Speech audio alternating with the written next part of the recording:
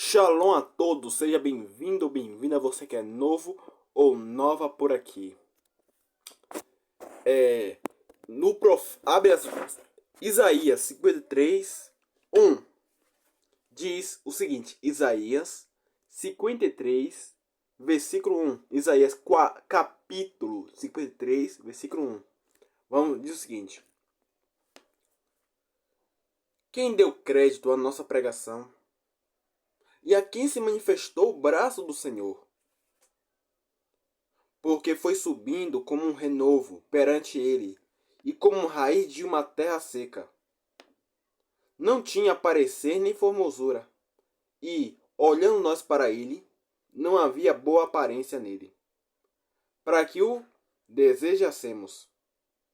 Era desprezado e o mais indigno entre os homens, homem de dores e experimentado nos trabalhos, como de quem os homens escondiam o rosto.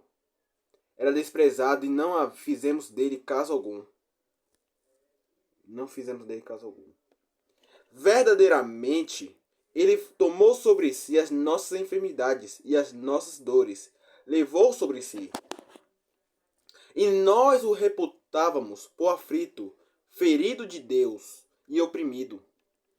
Mas ele foi ferido por causa das nossas transgressões e moído por causa das nossas iniquidades.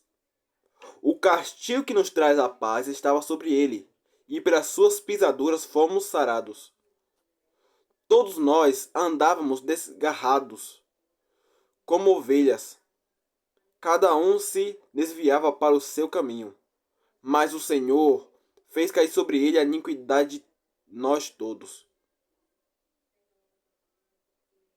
Ele foi oprimido e afligido, mas não abriu a sua boca. Como um cordeiro foi levado ao matadouro, e como a ovelha muda perante os seus tosqueadores. Assim ele não abriu a sua boca.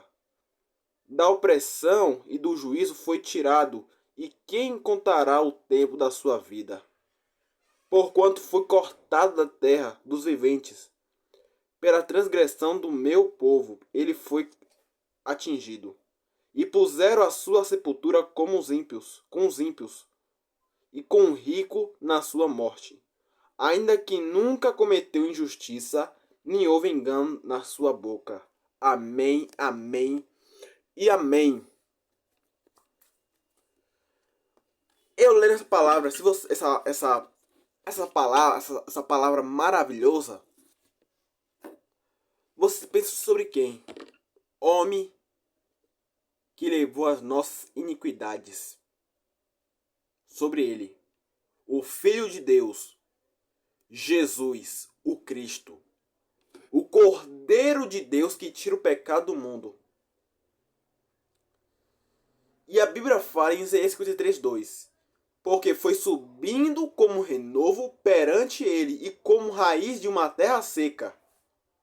Não tinha parecer nem formosura. E, olhando nós para ele, não havia boa aparência nele, para que o desejássemos. Isaías escreve que não tinha, assim como mostra que não tinha nem aparência nem formosura. E se nós olhando nós para ele, não é nem desejar. Ele foi oprimido por causa dos nossos pecados, nossas transgressões, nossa iniquidade, porque iniquidade é a mesma coisa do pecado. Era desprezado e o mais indigno entre os homens, homem de dores e experimentado nos trabalhos. Como de quem os homens escondiam o rosto, era desprezado, e não fizemos dele caso algum. Era desprezado, o mais indigno entre os homens. Não fizemos dele caso algum.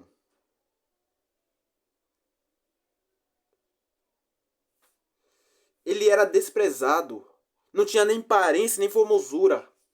E olhando nós para ele, não é nem desejar. Mas aí descreve por que esse Messias era desprezado e por que não tinha nem aparência nem formosura. E por que tanto sofrimento no Messias. Porque Isaías descreve no 53 sobre os sofrimentos do Messias.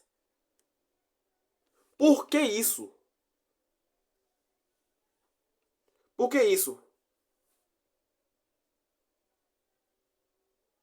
Porque Isaías 53, 9 faz o seguinte: e puseram sua sepultura com os ímpios, e com o rico e nas suas mortes. Ainda que nunca cometeu injustiça, nem houve engano na sua boca. Se Isaías descreve que ele não cometeu injustiça, e não houve engano na sua boca, porque ele não cometeu injustiça, ele era justo, e não enganava as pessoas, porque Isaías descreve que o Messias tinha que sofrer. Porque Isaías descreve sobre o sofrimento do Messias. Se o Messias era um homem justo e falava somente a verdade, porque no versículo 4, Isaías fala o porquê o Messias estava sofrendo. Preste muita atenção, versículo 4. Verdadeiramente, ele tomou sobre si as nossas enfermidades e as nossas dores levou sobre si. E nós o reputávamos por aflito, ferido de Deus e oprimido.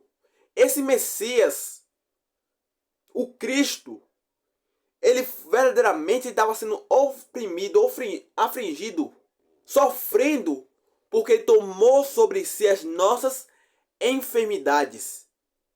O castigo que nos traz a paz estava sobre o Messias, o Cristo. Estava sobre ele. Ele morreu, ele sofreu, porque tomou sobre si as nossas enfermidades, nossos pecados. Jesus tomou sobre si. Ele tomou sobre si tudo que é nosso pecado e fomos salvos pelo seu sangue derramado. E aí estava escrito lá em Isaías 53, Se vocês quiserem ler, se você está com fim de ler direito essa palavra, leia. Agora vamos ver o que se cumpre. O Messias sofredor. O Messias que sofreu. O Messias que foi julgado por inocente. Agora lá, no Evangelho de Lucas 23:1, diz o seguinte. Mas antes disso, do Evangelho de Lucas 23:1, vamos ver lá em Mateus. Vamos ver lá em Mateus?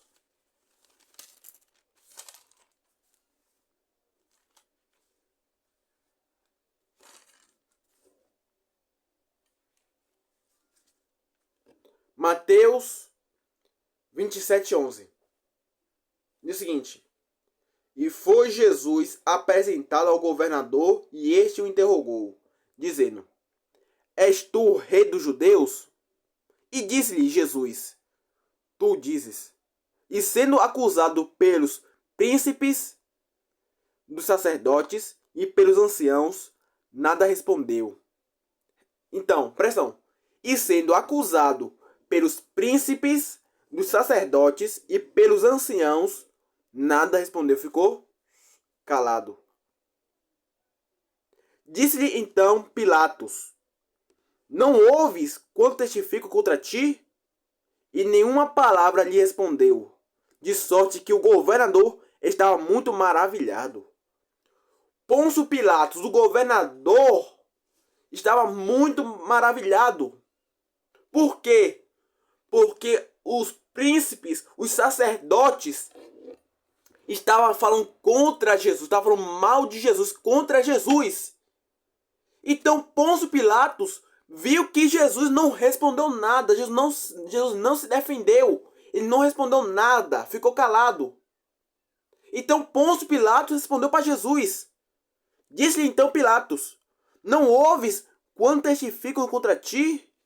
Não ouves quanto testifica contra ti? Mas Jesus nada respondeu, que até Pôncio Pilatos ficou maravilhado a respeito desse comportamento de Jesus. Agora você pode estar se perguntando, mas Jesus estava vindo pessoas falam mal contra ele. Mas Jesus ficou calado. Jesus ficou calado nesse momento.